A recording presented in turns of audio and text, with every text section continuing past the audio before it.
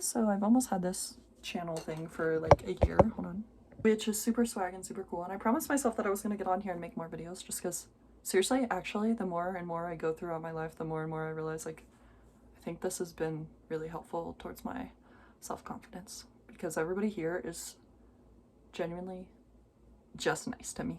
I post a video where I'm like, these are my plants growing, and everybody's like, this is so wholesome, and it's healing for me. So genuinely, thank you once again for helping me believe in humanity. I know I go on that rant, and I'll end it. Okay, so I've been listening to a lot, well, this isn't new.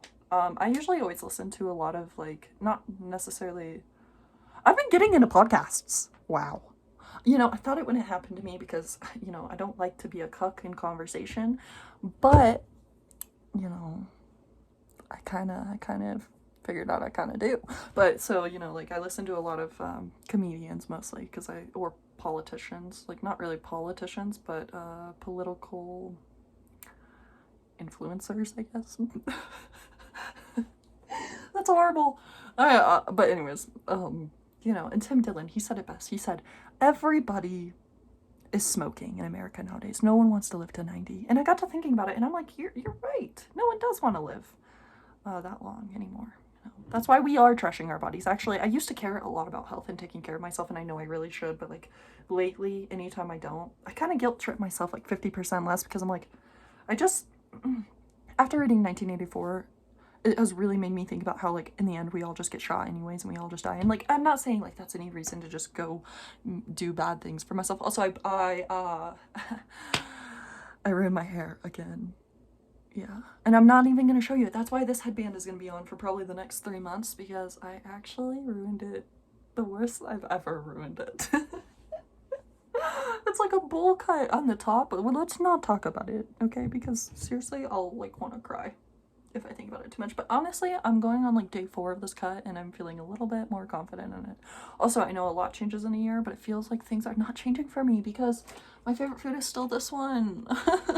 And, like, this one gives me cancer. So that's what I'm trying to say, is now whenever I eat my cancer's ramen, I feel a little less bad, because I'm like, you know, the other alternative is living till you're really old, and I can't afford that. I can't afford that. I can't afford living today. Fuck. A stage in my life where it feels like a lot of people have, like, ladders or, like, paths that are pretty, like